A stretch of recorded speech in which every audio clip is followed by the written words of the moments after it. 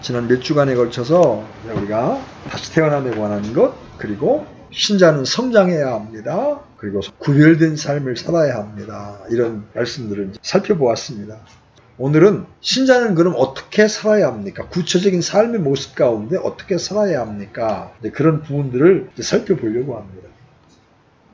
여러분, 운동선수들 같은 경우에는 그 사람의 롤 모델이 있잖아요. 그렇죠?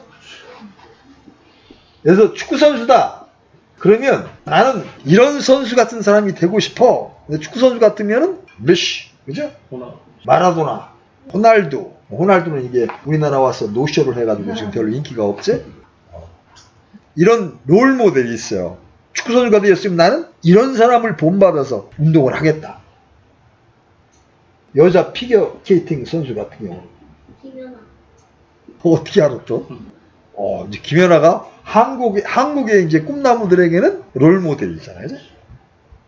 모든 운동선수들은 거대분 나는 이런 선수를 닮고 싶다. 이런 선수처럼 되고 싶다라고 하는 롤 모델이 있다는 거죠. 이제 신자가 되면 구원받아서 우리가 거룩히 구별된 삶을 살아가겠다고 결정하게 되면 이제 신자에게도 롤 모델이 있어야 됩니다. 결론부터 내릴게. 신자의 롤 모델은, 신자의 본은 누구예요? 예수님이에요. 그래서 우리가 어떻게 살 것인가에 대한 대답은 주님처럼, 주님 같이 살라입니다. 성도의 삶의 기준, 본은 단연 예수 그리스도십니다. 사람들은요, 믿는 사람이든 안 믿는 사람이든 천사와 같다. 이런 말을 최고의 찬사로 여깁니다. 그렇죠? 그 사람 진짜 천사 같아. 불교도들은 저 사람 부처 같아. 보살 같아. 그렇죠? 이게 제일 큰 칭찬이잖아요. 한국 사람들은 공자 같아. 옛 성인 군자 같다는 말이 가장 큰 칭찬이에요. 천사, 미륵, 부처, 성현들은 다 탁월한 인격의 모형으로 보이기 때문에 그렇게 이제 고르는 거죠. 그러나 그들은 우리가 따라야 할 본이나 모델이 아니에요. 그들도 똑같은 죄인입니다. 우리가 따라야 할 본은 주 예수 그리스도십니다. 주님이 친히 우리에게 명령하시죠. 나를 따르라. Follow me. 나를 따르라. 그래서 예수 그리스도는 우리가 따라야 할 본이고, 우리가 걸어가야 할 길이고, 우리가 달려가야 할 표대입니다. 표대는 뭐야? 우리가 달려가야 될 마지막 장소잖아요. 인생이나 신앙이나 삶을 사는데 절대 기준이 필요합니다. 우리의 원칙, 우리의 기준, 우리의 표대는 바로 예수 그리스도예요. 근데 우리 신자들도 대개 기준을 자꾸 상대적 기준으로 내려놓습니다. 나는 교파교회에 다니는 저 사람보다는 나. 나는 술 먹고 담배 피는 저 사람보다는 나. 기준을 자꾸 사람과 맞추려고 하잖아요. 근데 성경이 제시하는 우리의 표대, 우리의 기준은 사람이 아니에요. 바로 예수 그리스도입니다. 그래서 진짜 신앙을 하려고 하는 사람들은 교만해질 수가 없는 거예요. 사람을 기준으로 삼는 사람은 어떤 사람보다 내가 좀 나으면 우쭐해질 거 아니에요. 근데 예수님이 나의 본일 때 우쭐해질 재간이 있어? 우리가 마음을 다하여 그분을 닮아가려고 따라가려고 애를 쓰기는 하지만 그분처럼 완벽하게 될 수 있어요? 그럼 우린 자랑할 게 없는 거예요. 항상 부족한 거죠. 그죠? 주님, 저는 여전히 부족합니다. 주님의 도우심이 필요합니다. 주님의 긍휼이 필요합니다. 그래서 진짜 주님을 표대로 하고 달려가는 사람들은 교만해질 수가 없는 거예요. 보세요. 순례자가 목표를 이루면 그 순간 그 순례자는 뭐가 됩니까? 방랑자가 되는 거죠. 순례자는 목표를 향하여 가는 사람이란 말이에요. 반면에 방랑자는 정처 없이 떠드는 거야. 자, 나그네가 갈 곳이 없으면 그는 뭐가 되는 거야? 갈 곳이 없으면 떠돌이가 되는 거야. 내가 김주원이를 이 3800제를 통해서 중1 영어의 완전함에 이르도록 하려고 내가 목표를 세우고 하려고 그러니까 죽겠는 거지 지금. 못해. 너무 많아. 자기 기준이 뭐야? 그냥 지금 지네 초등학교에도 지네 못해는 애들이 기준이야. 걔들보다 낫잖아. 할아버지 기준은 그게 아니거든. 그래서 한국말을 영어로, 영어를 한국말로 계속 반복해서 시키니까 괴롭지. 이제 괴로운 건 아는데 잘 순종해서 따라와주면 될 텐데 참 그게 어려워. 왜? 나한테는 나의 원함이 있고 바람이 있잖아. 못 따라오는 거야. 자, 보세요. 이제까지 우리가 구원에 관한 이 얘기, 다시 태어남에 대한 얘기를 많이 했는데, 이 구원이라고 하는 거, 다시 태어남이라고 하는 거는 시작일 뿐이잖아요. 그죠? 출발이야. 자, 어린애가 태어났어. 태어난 게 인생이 다 끝난 거야? 시작이야. 구원은 신앙의 목표점이 아니에요. 그 전에 제가 아는 어떤 직장 동료가, 저는 구원받은 것으로 족합니다. 더 이상은 알고 싶지가 않습니다. 그 얘기하는 걸 듣고 제가 충격을 받았거든요. 이거는 지금 신앙을 시작도 안 한 거거든. 자, 모태로부터, 엄마 뱃속으로부터 육체가 탄생함으로 그 인생이 시작되는 것처럼 영적인 삶, 믿음의 삶은 영적 출생, 그죠? 다시 태어남을 통해서 이제 시작되는 거예요. 자, 그러면 우리의 목표점, 도착점은 어디예요? 우리의 궁극적인 가야 할 곳은 하늘이죠. 하나님이 계신 셋째 하늘이에요. 우리 육신의 몸을 떠나서 그리스도와 함께 있게 되는 것. 그게 파이널 목표점입니다. 때가 되면 그 일이 일어날 겁니다. 그렇죠? 우리가 구름들 속으로 채어 올라가 공중에서 주를 만날 것이요. 우리가 항상 주와 함께 있게 될 겁니다. 그러면 구원을 받은 후에 주님을 만나는 그날까지 이 땅에서 육신을 입고 어떻게 살아야 합니까? 이 구원 이후의 삶이 신자의 영적인 삶이에요. 이 삶은 아주 간단합니다.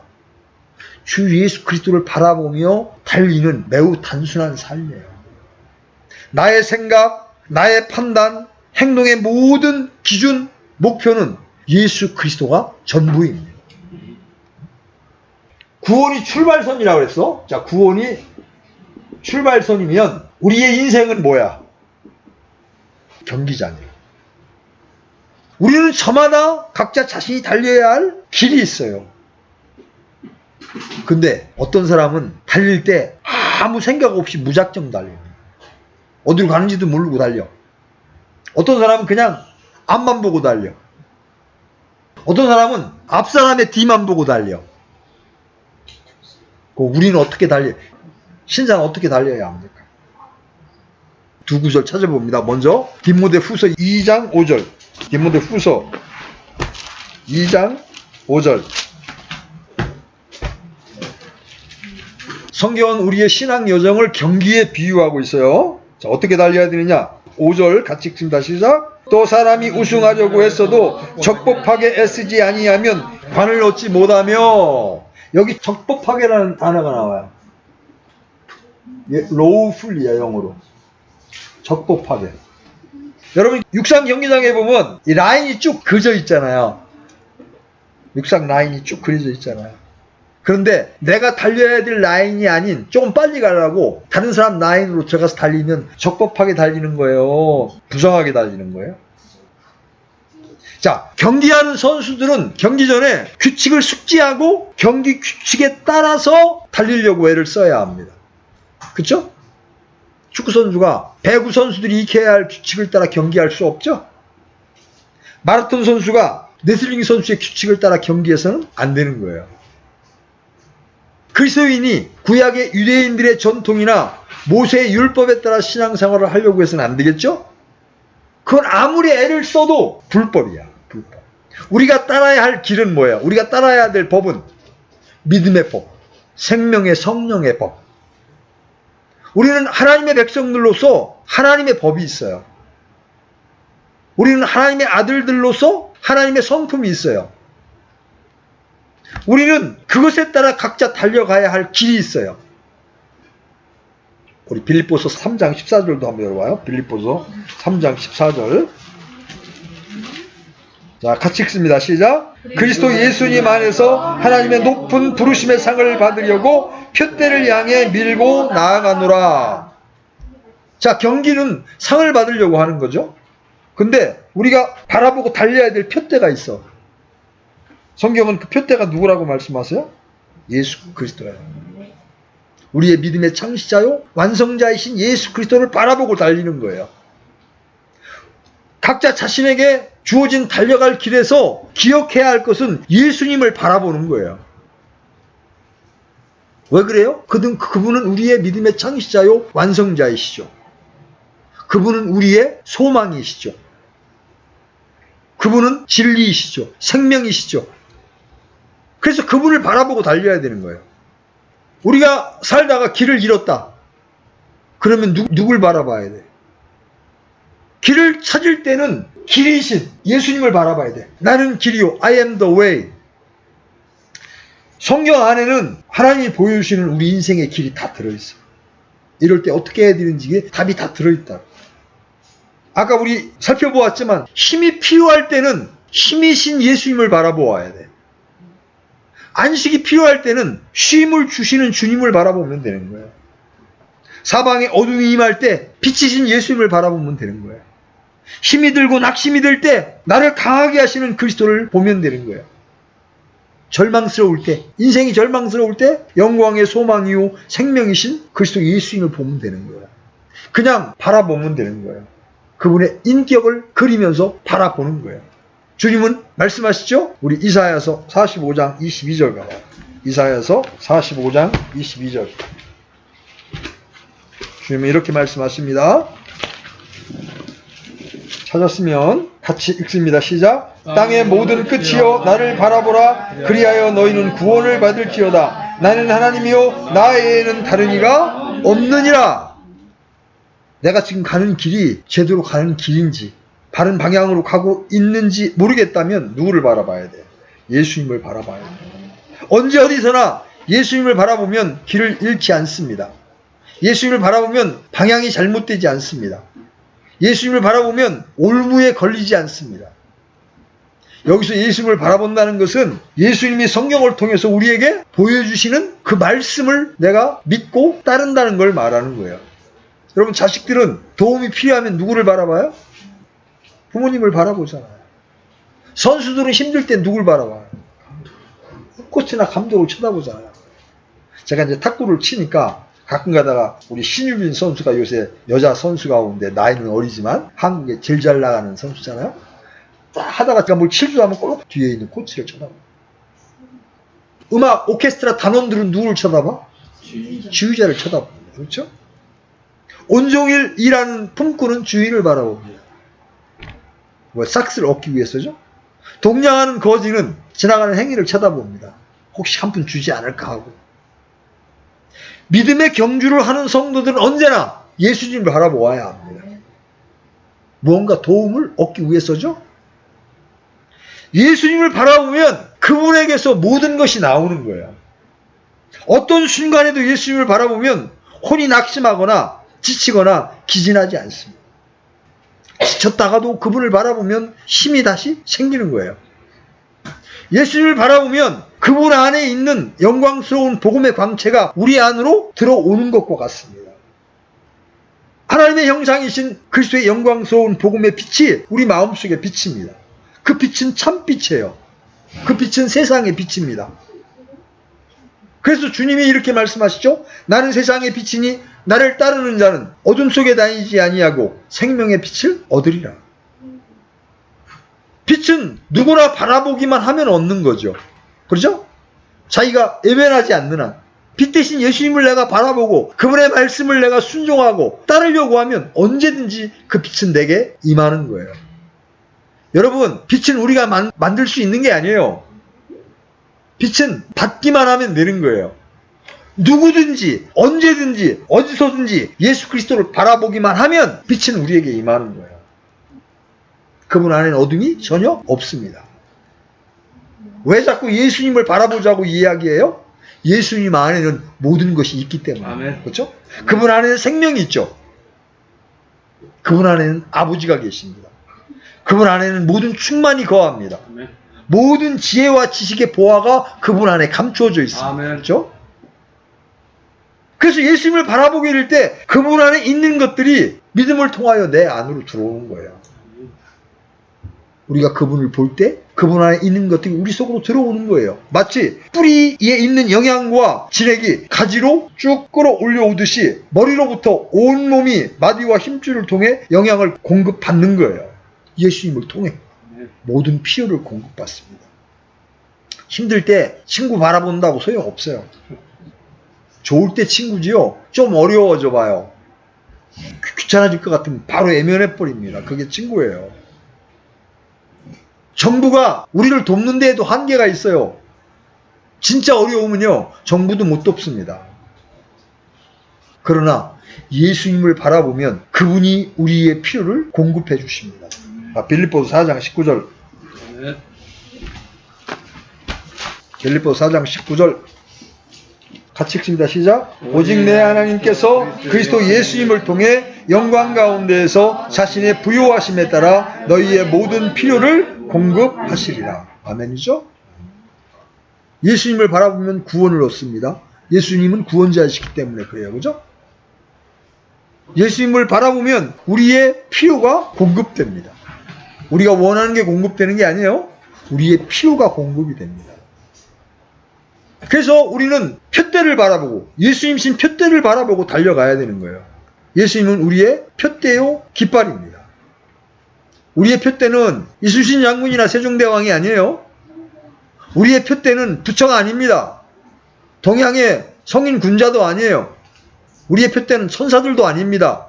우리의 표대는 세상을 풍미한 영호벌 우인들이 아니에요. 바로 그리스도 예수입니다. 그래서 우리의 모든 동기, 기준, 목표는 바로 예수 그리스도예요. 하나님은 우리를 신자들을 향하여 이런 계획을 가지고 계셨어요. 지금도 가지고 계세요. 자, 로마서 8장 29절. 로마서 8장 29절. 같이 읽습니다. 시작. 그분께서는 자신이 미리 하신 자들을 또한 예정하사 자신의 아들의 형상과 같은 모습이 되게 하셨나니 이것은 그분이 많은 형제들 가운데에서 처음 난 자가 되게 하려 하심이라. 우리를 구원하신 하나님의 뜻은 우리를 자신의 아들 예수 그리스도의 형상과 같은 모습이 되게 하는 거예요. 그래서 우리에게 예수님을 표대로 해서 달려가라고 권면하고 계신 거예요. 하나님은 이 세상에서 우리가 겪는 모든 일들을 우리를 자신의 아들의 형상과 같은 모습이 되도록 하는 데 사용하십니다. 여러분이 때때로 고통을 겪을 수도 있죠. 때때로 좌절하고 낭망할 수도 있는 그런 일을 겪을 수도 있습니다. 그런 일들을 통해서 우리를 빚어서 마침내 우리를 하나님의 아들의 형상과 같은 모습이 되도록 하시려고 이 일을 허락하시는 거예요. 모든 일이 합력하여 선을 이룬다는 말은 모든 일이 우리를 그리스도의 형상과 같은 모습이 되도록 한다는 말입니다. 일이 내보기에 좋은 일로 잘 풀린다는 게 아니에요. 그리스도의 모습과 같은 모습이 되도록 하는 것. 여기서 질문. 지금 나는 어떤 모습입니까? 이게 하나님이 우리에게 기대하시는 건데 우리가 그렇게 믿음의 길을 달려가야 되는데 이제 진단을 해야지. 지금 나는 어떤 모습입니까? 어떤 사람은 짐승 같은 놈이라는 소리를 듣습니다.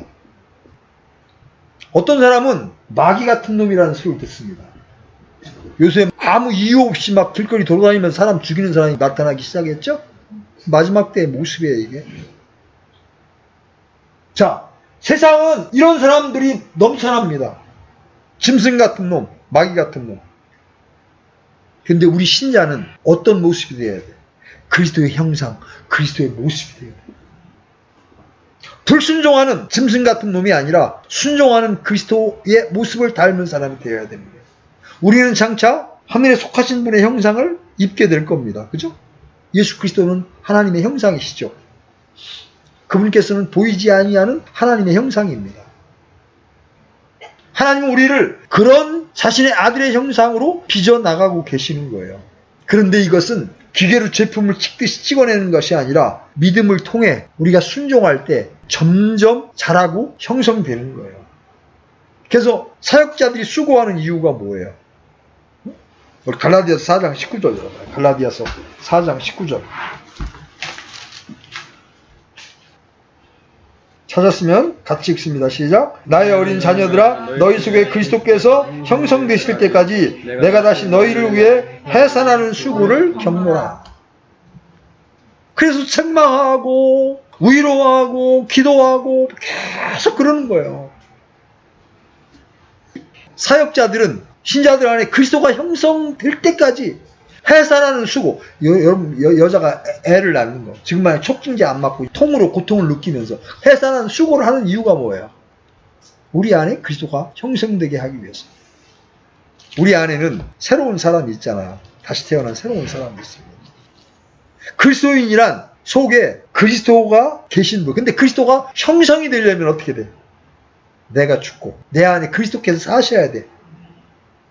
그렇게 성장해야 돼. 그래서 가장 먼저는 나의 모습을 진단하고 하나님이 나를 향하여 가지고 계신 계획, 바로 예수 그리스도와 같은 형상이 돼도 성장하는 것이다. 이걸 정확히 인식을 해야 돼. 여러분의 목표는 이것입니까?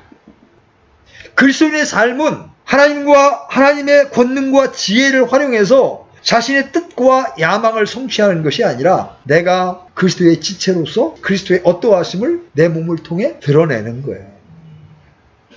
내 몸을 의의 도구로 들여 내 몸에서 그리스도를 높이는 겁니다. 가지에서 나는 꽃과 잎, 열매는 그 나무를 표현하고 드러내죠. 마찬가지로 우리는 그리스도의 지체요 가지로서 그리스도의 어떠함을 드러내는 도구가 되는 거예요. 주님의 어떠하심 같이 우리도 그러해야 합니다. 왜 예수 그리스도를 바라봅니까? 우리가 그분의 형상으로 변화되기 위해서. 그전에 우리 초등학교 교과서에 큰바위 얼굴 이야기 있잖아요.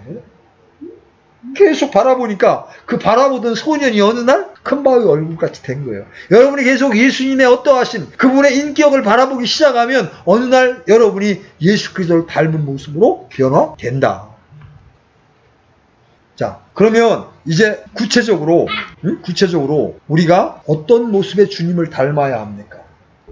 몇 가지만 찾아볼 겁니다. 첫째, 주님처럼 거룩하라. 그리스도인의 첫 번째 덕목은 거룩입니다. 그렇죠? 베드로전서 1장 15절로 16절 한번 열어봅니다. 베드로전서 1장 15절로 16절 같이 읽습니다. 시작. 오직 너희를 부르신 분께서 거룩하신 것 같이 너희도 온갖 종류의 행실에서 거룩할지니라. 기록된 바 내가 거룩하니 너희도 거룩하라 하셨느니라. 우리를 부르신 하나님, 그분은 거룩한 분이시며 그 이름이 거룩이십니다. 거룩이 뭐예요? 구별되고 분리되는 거예요. 성경이 말하는 거룩은 따로 떼어져 구별되는 거예요. 하나님께서 거룩하시다는 뜻은 하나님께서 신들 중에 완전히 구별되는 분, 구분되는 분이고 모든 존재하는 것들 중에 완전히 분리된 분이라는 뜻이에요. 이스라엘 민족을 거룩한 민족이라고 하는 것은 그들이 지상의 모든 민족 가운데 하나로 여겨지지 않는 홀로 하나의 민족으로 떼어놓은 민족이라는 뜻이잖아요. 하나님께 구별된 것은 무엇이든 다 거룩합니다. 하나님 거룩한 분이시죠? 그래서 하나님의 백성인 우리도 거룩해야 합니다. 그래서 성경은 너희도 온갖 종류의 행실에서 거룩할지니라는 실제적인 명령을 주십니다. 여기서 온갖 종류의 행실이라는 게 뭐예요? 우리의 삶의 전 영역을 다 포함합니다. 우리는 말에서 거룩해야 합니다. 거짓말, 더러운 말, 농담, 음탕한 말을 버리고 주의 이름을 부르고 그분을 찬양하는 영적 희생물을 드림으로 거룩해야 합니다. 특별히 요새 어린애들 잘못된 영어 욕을 너무나 많이 배워요. S자, F자. 이거는 더러운 말이에요. 우리의 입을 통해서는 하나님의 이름을 찬양하는 말, 주의 이름을 부르는 말이 나와야 합니다. 왜 거기에 S가 나오고 거기에 왜 F가 나와야 합니까? 우리의 말은 거룩해야 합니다. 더러운 말, 농담, 쓸데없는 말, 이런 말 제거해야 합니다. 우리의 손은 거룩한 손입니다. 남을 돕기 위해서 이 손은 사용되어야 합니다. 우리의 발은 화평의 복음을 전하기 위해 쓰여져야 합니다. 화평의 복음을 전하기 위해 걷는 발은 복되고 거룩한 발입니다. 술집에 가고 도박장에 가고 이건 그 행시에서 거룩한 게 아니에요. 우리의 몸은 음행을 위해 있지 않습니다. 음행을 피하고 심상을 더럽히지 않고 주의 영을 모신 몸은 주의 거룩한 전입니다. 자신의 배를 위해 먹지 않고 주의 영광을 위해 먹고 마시는 일은 거룩한 일이에요. 누군가를 돕기 위해 수고하는 것은 노역이 아니라 사역입니다. 온갖 종류의 행실에서 거룩할지니라. 이 말씀은 우리가 죽든지 살든지 내 몸에서 그리스도를 높이고자 하는 거예요. 먹든지 마시든지 무엇을 하든지 하나님의 영광을 위해 하는 것. 살든지 죽든지 우리는 주의 것이라. 무엇을 하든지 말에나 행위에나 주 예수의 이름으로 행하는 것. 깨어있든지 자든지 그분과 함께 사는 것. 이렇게 거룩하다는 것은 그리스도를 위해 모든 것이 구별되어 있다는 것을 뜻하는 겁니다. 주님 우리에게 말씀하시죠? 내가 거룩하니 너희도 거룩하라. 자, 두 번째, 주님처럼 사랑하라. 요한복음 13장 34절 열어보세요. 요한복음 13장 34절 같이 읽습니다. 시작. 내가 새 명령을 너희에게 주노니 너희는 서로 사랑하라. 내가 너희를 사랑한 것 같이 너희도 서로 사랑하라. 사랑하라. 내 명령은 곧 이것이니 너희가 서로 사랑하는 것이니라. 주님이 우리를 사랑하신 것처럼 우리는 서로 사랑해야 합니다. 이것이 새 명령입니다. 주님이 뭐라고 말씀하세요? 우리가 서로 사랑하면 모든 사람이 우리가 그리스도의 제자인 줄 알리라. 왜 지금 교회를 바라보면서 세상 사람들이 감동을 못 받습니까? 그리스도인끼리 분열하고 비방하고 싸우고 있습니다. 하나가 되기는커녕 사랑하기는커녕 분열되어 있습니다. 성경은 우리가 서로 사랑하면 하나님께서 우리 안에 거하시고 그분의 사랑이 우리 안에서 완전하게 되느니라 이렇게 말씀하십니다. 자, 주님께서 우리를 사랑하신 것이 어떻게 사랑하셨어요? 자기의 목숨을 내어놓으셨잖아요. 우리도 서로를 위해 자신의 생명을 내어놓을 수 있는 것이 바로 사랑입니다. 근데 사랑하기는커녕 형제끼리 미워합니다. 카인이 아벨을 미워한 것처럼. 신자는 주님처럼 사랑할 수 있어야 합니다. 근데 이건 우리의 능력으로 절대로 가능하지 않습니다. 하나님의 사랑이, 우리를 향하신 하나님의 사랑이 우리 마음속에 부어졌을 때 그 힘으로 사랑할 수 있는 거예요. 손영한 목사님이 자기 아들을 둘이나 죽인 그 사람을 자기의 자식으로 입양해서 같이 살 수 있었던 사랑은 그 사람의 능력으로 가능해요? 불가능합니다. 십자가에서 나타난 하나님의 사랑이 그 마음속에 성령의 감동을 통해 부어졌을 때 그렇게 사랑할 수가 있는 거예요. 사랑한다는 것은 자신을 희생한다는 말이죠. 자기를 드린다는 말입니다. 내어준다는 말입니다. 누군가를 위해 죽는다는 말이 그 의미예요. 내가 너희를 사랑한 것 같이. 이것이 우리가 주님처럼 주님같이 사랑하는 거예요.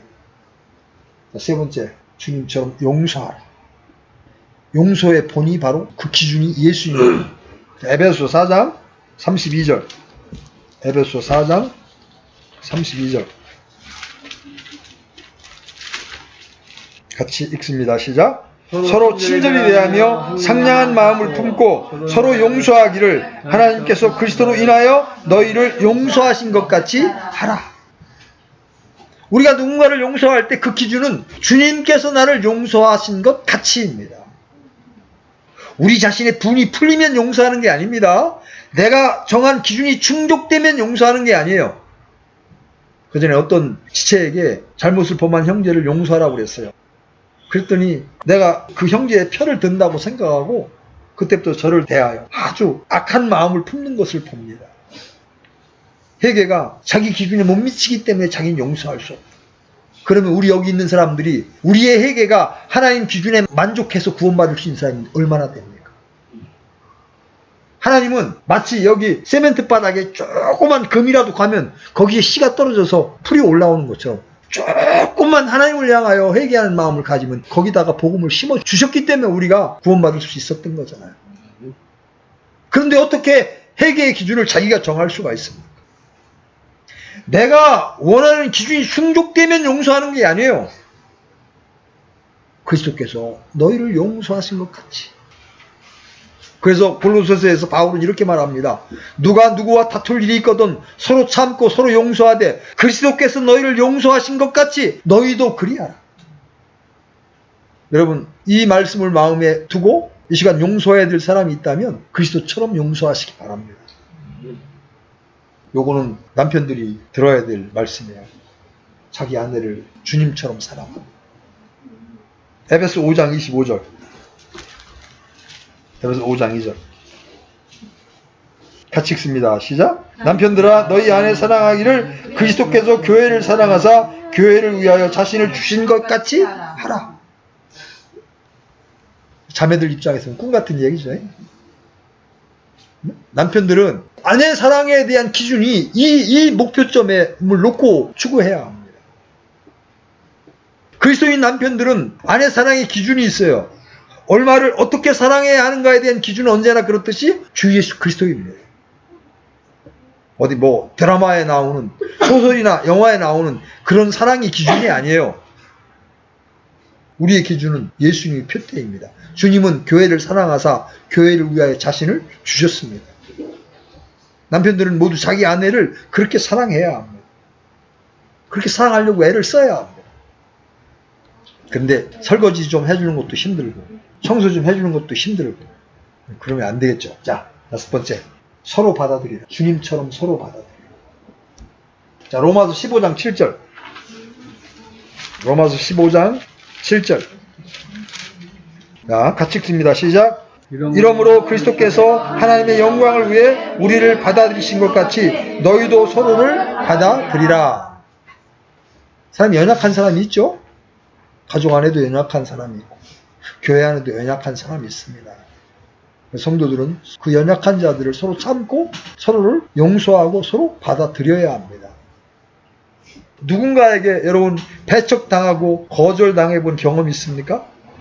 이른바 학교에서 왕따를 당하는 것처럼. 그것처럼 기분 나쁜 게 없죠? 예수님은 어떤 죄인들도 거부하지 아니하시고 다 받아주셨습니다. 그런데 유대인들은 그분을 거절하고 배척했죠? 세상의 수많은 죄인들이 주님을 배척하고 받아들이지 않습니다. 라오디케아 사람들의 교회는 예수 그리스도를 문 밖에 배척하고 세워두고 받아들이지 않았습니다. 하나님은 그분을 받아들이는 자마다 하나님의 아들이 되는 권능을 주셨죠? 우리는 서로를 받아주어야 합니다. 그 사람이 돈이 없다고, 그 사람이 못났다고, 그 사람이 못 배웠다고, 교회 안에서는 이런 기준이 아무런 의미가 없는 겁니다. 그 사람이 그리스도인이냐 아니냐만 중요한 겁니다. 여러분, 우리의 생각과 판단과 행동의 기준은 예수님이에요. 자기 마음속에 주님처럼 주님 가치라는 원칙과 기준이 분명한 사람은 고민할 일이 없어요. 주님처럼 하겠다고 하는 순종의 영이 있기 때문에 그렇죠. 자, 6번째. 서로 섬기라. 제가 요한복음 13장 14절 읽겠습니다. 그런즉 너희의 주와 선생인 내가 너희 발을 씻어주었으니 너희도 서로 발을 씻어주는 것이 마땅하니라. 우리는 다른 사람의 일들도 돌보아야 합니다. 서로를 섬겨야 합니다. 우리 주님께서, 선생인 주님께서 우리를 섬겼듯이 우리는 서로를 섬겨야 합니다.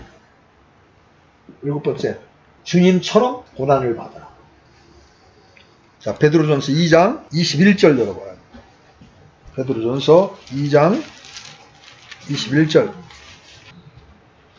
같이 읽겠습니다. 시작. 참으로 너희가 심지어 그 일을 위해 부르심을 받았나니 그리스도께서도 우리를 위해 고난을 당하심으로 우리에게 본을 남기사 너희가 자신의 발자취를 따라오게 하셨느니라.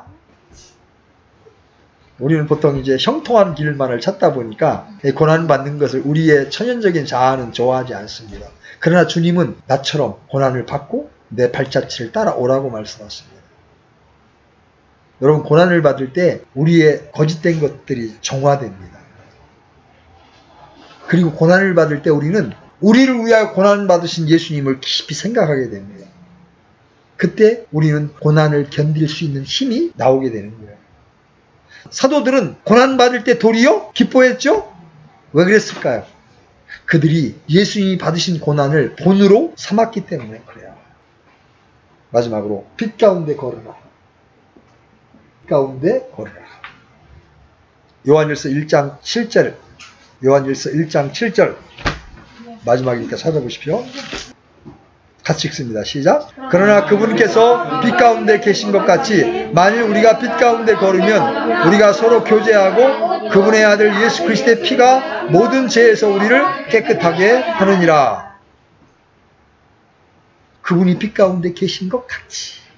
우리는 구원받은 후에 어둠에 속한 일들, 어둠의 행위들을 벗어버리고 빛 가운데 걸어야 합니다. 구원받은 이후에도 거짓말을 하고 남을 속이고 이렇게 어둠 가운데 걷게 되면 주님이 그 사람과 동행할 수가 없어요. 죄를 자백하고 주님 앞에 시인하고 깨끗이 씻음을 받아야 주님은 우리와 동행해 준다고요. 그러니까 주님이 빛 가운데 걷는 것처럼 나도 빛 가운데 걸어야 됩니다. 자, 오늘 우리는 어떻게 살 것인가? 주님처럼, 주님같이란 말을 살펴보았어요. 여러분, 어떻게 살아야 될 것인지가 여러분 좀 분명하게 그려집니까?